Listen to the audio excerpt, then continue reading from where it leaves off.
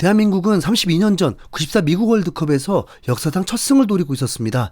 당시 제2의 홈이었던 미국, 수많은 교민들의 응원에 힘을 얻어서 1차전 스페인을 상대로 기적의 무승부를 일으켰죠. 그리고 2차전 남미의 복병 볼리비아, 당시 브라질을 이긴 팀이라면서 베일이 쌓인 팀이지만 최약체라는 평가였습니다. 아무리 봐도 한국이 승리할 수 있는 절호의 기회였습니다. 그리고 경기가 시작되니 기대감 정도가 아니라 무조건 이겨야 하는 경기였습니다. 5만 4천 명이 찬 경기장, 한국을 응원하는 수만 명의 팬들, 슈팅이 16대7, 유효슈팅 5대2, 코너킥 9대2, 압도적 우세임에도 결과는 무득점. 스페인에게도 2골을 넣은 한국이 볼리비아에게만 골을 넣지 못하면서 승점 1점으로 만족해야 했습니다. 그 경기를 무승부로 하고 돌아온 대표팀은 팬들에게 응징을 당해야 했습니다. 특히 황선홍에겐 트라우마로 남아있습니다. 그리고 20년 후 2014, 2018 월드컵 때 대한민국은 4포트였습니다. 1승의 재물은 당연히 없었죠. 경기를 하고 나니까 러시아와 스웨덴을 이길 수 있었던 한국으로 아쉬움이 남긴 했습니다. 하지만 어쨌든 4포트로서 이길 수 있는 팀은 없었다고 봐야죠. 2022 카타르 월드컵에서 가나가 1승의 재물이었습니다. 가나는 우루과이, 포르투갈에게 모두 패배했는데 무려 5실점을 했습니다. 한국과의 경기까지 포함하면 7골을 실점했습니다. 가나의 유로파가 있는 건 맞지만 한국이 우루과이와의 경기 퍼포먼스를 볼 때 가나를 충분히 이길 수 있는 팀으로 분위기가 달아올랐습니다. 하지만 결과는 전반부터 2실점을 하면서 최종 2대3으로 패배했죠. 그 패배에 대한 후폭풍은 없었습니다. 한국의 빌드업 전술과 조직력이 앞으로 한국 축구가 더 발전할 수 있겠다는 기대감이 있었고 3차전에서 포르투갈을 잡아버리면서 16강 진출로 이미 대성공적인 월드컵으로 마무리되었습니다. 자, 봅시다. 대한민국은 지금까지 월드컵을 12회 출전하면서 꼭 이겨야 했던 경기를 이기지 못한 건 단 2경기입니다. 볼리비아 그리고 가나전. 자, 그러면 이번 북중미 월드컵은 어떨까요? 박지성 레전드조차 지금 한국 대표팀의 스쿼드는 역대 최강이라고 했습니다. 2002년 4강 신화를 썼던 그때보다 2010년 원정 16강을 이뤄냈던 그때보다 지금 대표팀이 최강팀이라고 했습니다. 랭킹은 22위로 월드컵 출전 역사상 최초로 2포트로 배정되었습니다. 이제 강팀 입장이 된 거죠. 그렇다면 꼭 이겨야 하는 경기는 당연히 있어야겠죠. 가장 먼저 꼭 이겨야 하는 경기는 남아공으로 두말하면 잔소리입니다. 이 경기는 조별리그 마지막 경기로 치러집니다. 남아공의 경기 스케줄을 감안하면 피로에 찌든 채 3차전을 치르게 될 것입니다. 그런데 꼭 이겨야 하는 경기는 남아공이 끝이 아닙니다. 체코 또한 한국이 꼭 이겨야 하는 경기입니다. 체코를 만만하게 보는 거 아니냐고요?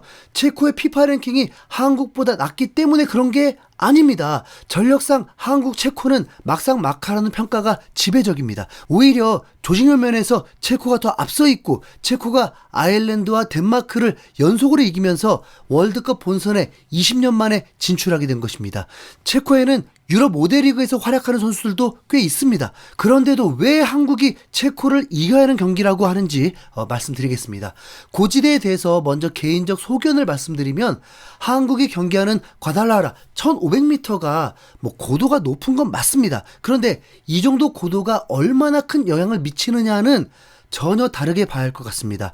우선 한국 엘살바도르와의 경기만 봐도 한국은 이미 2주 이상을 솔트레이크 시티에서 머물면서 고지대 적응이 끝난 상황이었습니다. 그리고 엘살바도르는 한국을 상대하기 위해서 초청이 된 거죠. 그렇다면 엘살바도르도 고지대 적응이 안 된 상태로 경기를 임했다는 건데 당시에 엘살바도르가 한국보다 더 잘 뛰었습니다.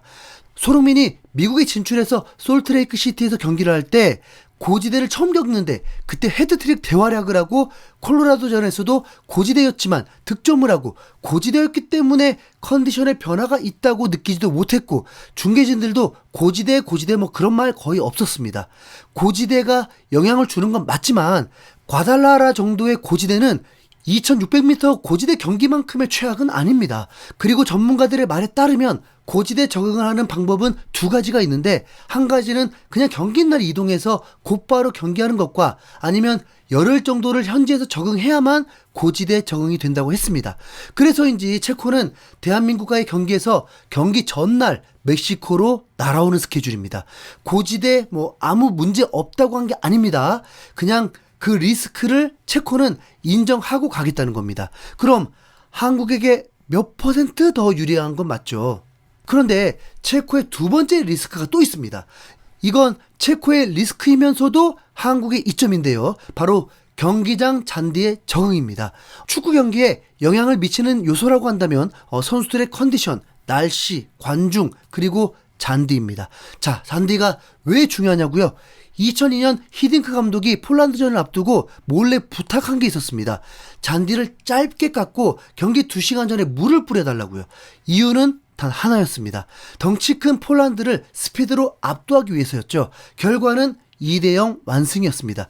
잔디가 길고 건조하면 공이 느려져서 덩치 크고 느린 팀에게 유리하고, 잔디가 짧고 촉촉하면 공이 빠르게 굴러가서 패싱과 스피드가 좋은 팀이 유리합니다.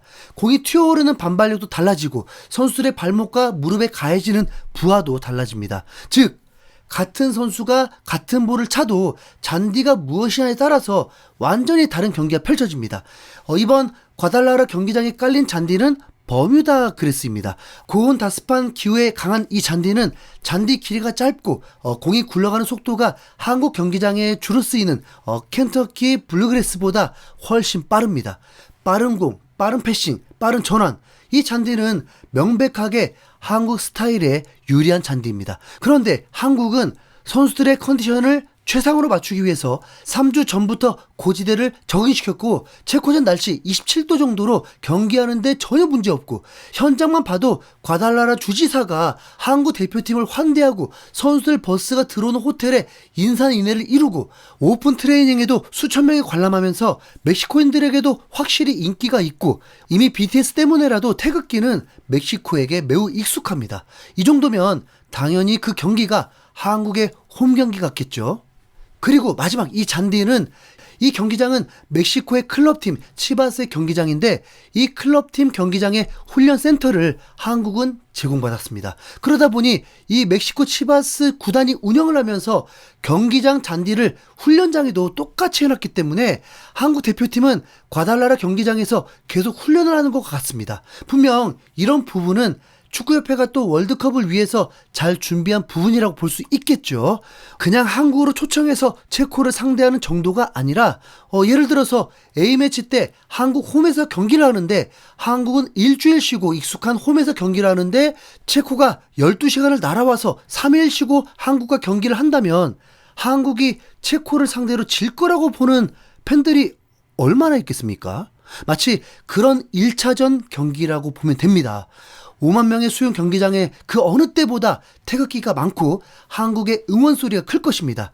서두에 말씀드렸듯이 그럼에도 불구하고 한국은 꼭 이겨야 하는 경기들을 놓친 적이 있습니다. 체코전도 그런 결과가 될 수도 있겠죠. 이렇게까지 알리는 건 그럼에도 체코전에서 승리 못한다? 쉴드 불가. 살아 돌아올 생각하지 마십시오. 자, 체코전 승리 파이팅! 이상 흰수염고리였습니다. 감사합니다.